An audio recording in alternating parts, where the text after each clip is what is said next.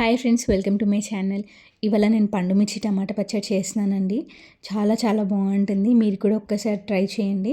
ఇది పండు మిర్చి దొరికే సీజన్ కదా, మీకు ఈజీగా పండు మిర్చి దొరికిపోతుంది. సో ప్రాసెస్ చేసుకోవడానికి కూడా పెద్దగా టైం ఏం పట్టదండి. ఒక హాఫ్ అన్ అవర్లో అయిపోతుంది. వేడివేడి అన్నంలో ఆయిల్ కానీ నెయ్యి కానీ వేసుకొని తింటే చాలా బాగుంటుంది. ప్రాసెస్లోకి వెళ్తే పండు మిర్చిని బాగా వాష్ చేసి పెట్టుకున్నానండి.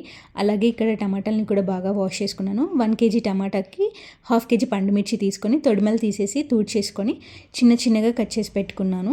అలాగే టమాటా ముక్కల్ని కూడా చిన్నగా కట్ చేసి పెట్టుకున్నాను. ఇప్పుడు ప్యాన్లో 2 స్పూన్స్ మెంతులు, 2 స్పూన్స్ ఆవాలు వేసేసుకొని బాగా వేయించుకొని గ్రైండ్ చేసి పెట్టుకున్నాను. ఆయిల్లో ఇప్పుడు టమాటా ముక్కలు, అలాగే నేను ఇక్కడ 50 గ్రామ్స్ ఆఫ్ చింతపండు తీసుకున్నానండి.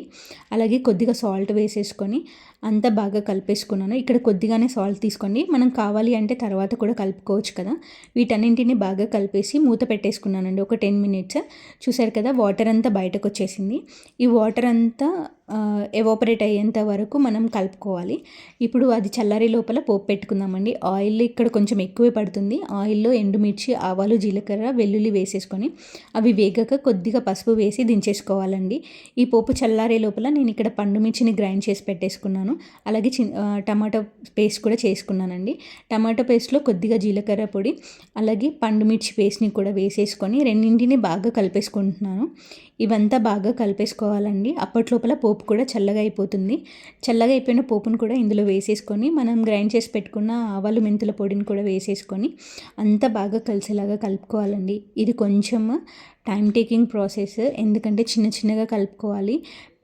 స్పీడ్గా కలిపితే ఆయిల్ అంతా బయటకు వచ్చేస్తుంది కదా, చిత్తుతుంది. సో స్లోగా కలిపేసుకోవాలండి. అంతా కలిసిపోయేలాగా కలిపేసుకోవాలి.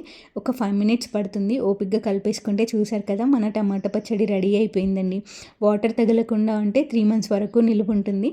దీన్ని ఒక గాజు జార్లోకి తీసుకున్నానండి. ఎయిర్ టైట్ మూతలున్న దాంట్లోకి తీసుకోండి. ప్లాస్టిక్ అవాయిడ్ చేయండి. గ్లాస్ వాటికి అయితే బెస్ట్గా ఉంటుంది.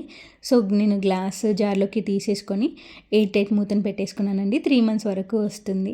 చూసారు కదా, చాలా చాలా బాగుంటుందండి. Thank you for watching.